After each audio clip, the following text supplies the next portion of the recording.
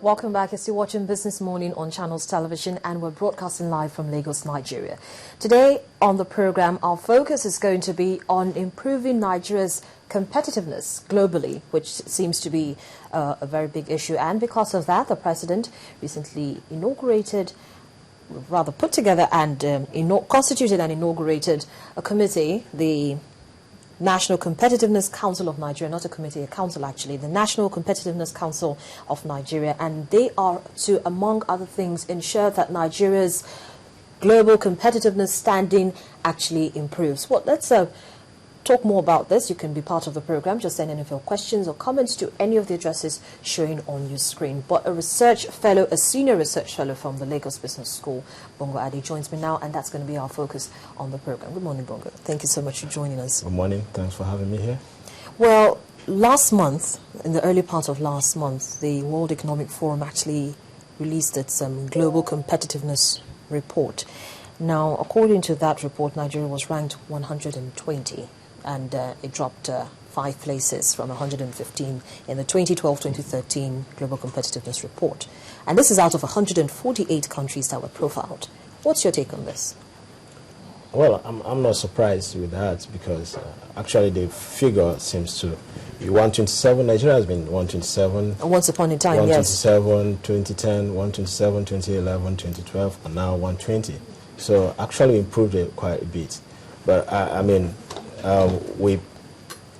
relative to other African countries, especially sub-Saharan African countries, I don't think we are doing well at all because we have countries like Rwanda. Mauritius is actually in the top 60. We have Rwanda also. South Africa. Mauritius has overtaken South Africa. South Africa is at 53. I think Rwanda, Mauritius is somewhere 45 or so. So some of these countries, Senegal, Ghana. Yes, even Namibia. And Zambia performing better than Nigeria. So I don't think that is some good news for any Nigerian to hear right now.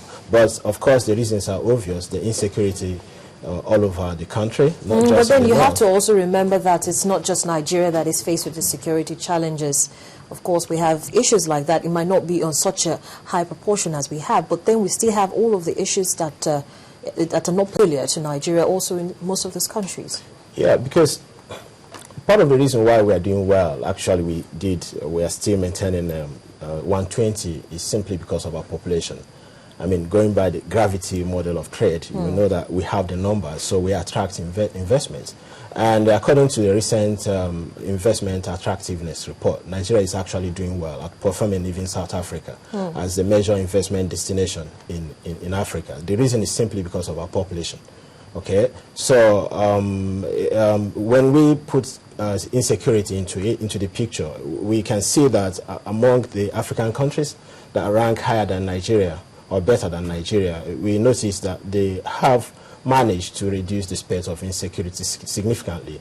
Think of Rwanda. Rwanda used to have a very serious internecine civil war over the years, but the presence of Nigeria and the economy has actually stabilized over the past few years.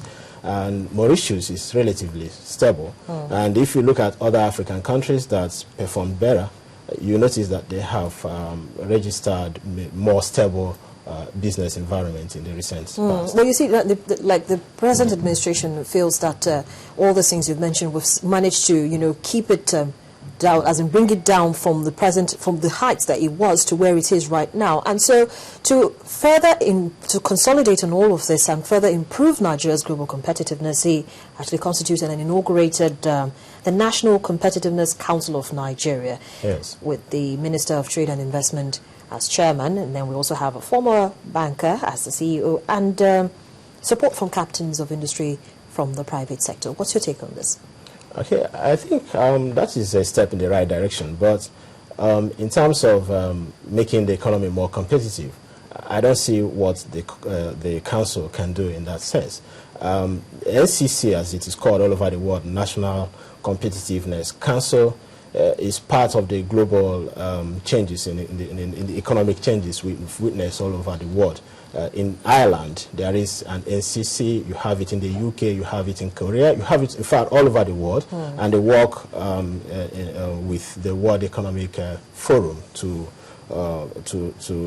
bring up the global competitiveness index. If you know, sorry, let me just quickly put that before you continue saying what you're saying, because among the people, the groups that are actually going to be working with the CEO, that's Mr. Chika Modi, and the Minister of Trade and Investment, we have people from captains of industry from the Manufacturers Association of Nigeria and the Nigerian Economic Summit Group. Yes. Now, remember that the Nigerian Economic Summit Group are also part of the groups that contribute to the results and the research that is done by the World Economic Forum. So based on that, isn't that supposed to be like an added advantage for this council? Well, I don't know if it is going to be, but like when you started, you were actually referring to the council as a committee. I can well understand that because, you know, this government seems to like to use a lot of committees. Right now we have a lot of committees. We have committees on a whole lot of things. So if you ask me, I think the issue of competitiveness is something that Nigerians have taken on. The Nigeria Economic Summit group has been working on generating some sort of indices on economic indicators. I think one of their journals, the leading journal of Nigeria Economic Summit, is called Economic Indicators. I used to work with the Nigeria Economic Summit actually many years back. We used to produce economic indicators, and that was at the point when we started to engage with the World Economic Forum.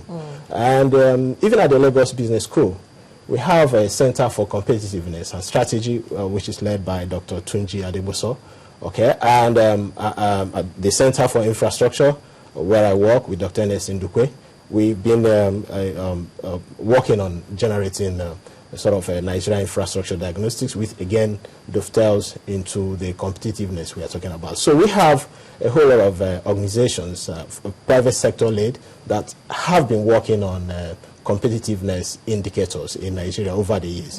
So what I think the new effort will do will be to bring all these things together. So yes, it is an added advantage, but in terms of pushing the economies forward in competitiveness sense, I don't think that is the role of the competitiveness council, because theirs is to advise, to track performance, and report, monitor, evaluate, and generate policies, maybe evidence-based policies.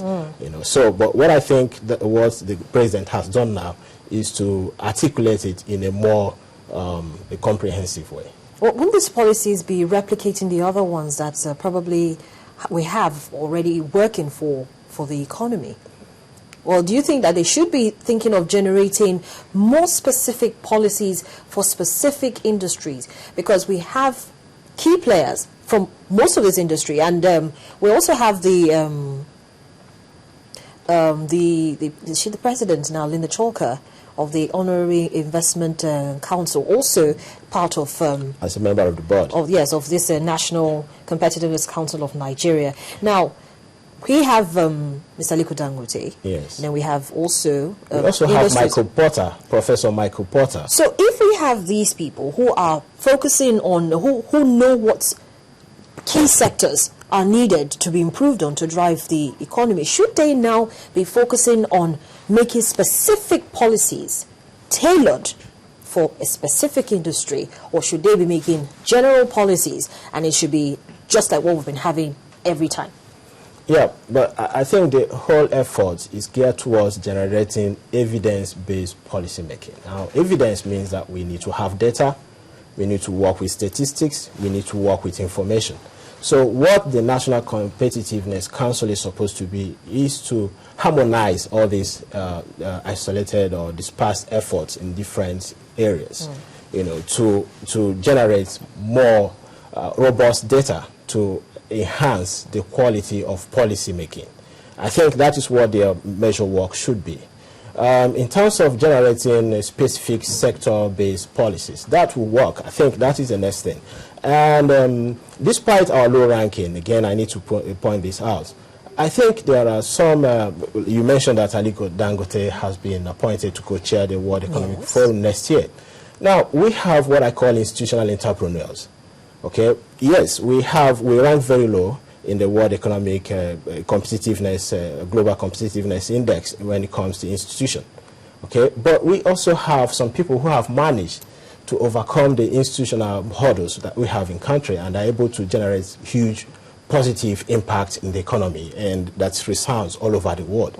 So we need to begin to focus on those sectors and those individuals, those institutional entrepreneurs who are making those impacts, understand the strategy they are using, and then to see if there is something that we could learn from them and which could be replicable within the larger economic system. So I'm guessing that's the reason why he is actually part of this council as well. I think so. So he is not alone. There are so many others as well. And I'm not surprised also that Tony Elumelu, the National Competitiveness Council, is within Tony Elumelu's foundation. I think they provide a seed fund or something.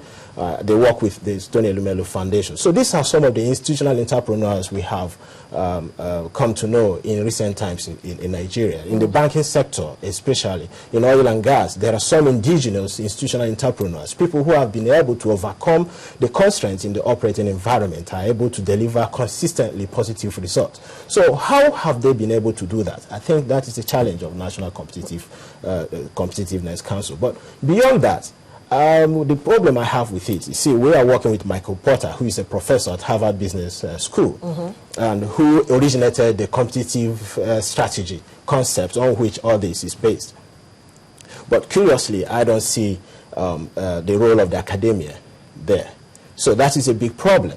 Like I said, Lagos Business School has been playing a huge role in driving competitiveness in Nigeria economy over the years, but I don't think they have been engaged in this process. And but we look forward, that such engagements should be initiated, because that is what will make it robust. Because but you see, now that they've come together and they actually know what they're supposed to be working towards, don't you think that they're going to be looking for agencies or for the academia, like you said, to partner with, because they cannot work in isolation? They need to have as much figures and statistics to be able to make the policies and make the decisions that are going to be needed to be made in order to put Nigeria on that, on a standing where we can really, really be globally competitive. Well, we know what the problems are, why we are not competitive. Right now, ASU has been on strike for how long, how many days, how many months? Students have been at home. The university system is not working. The countries that ranked very well, very high, like Switzerland,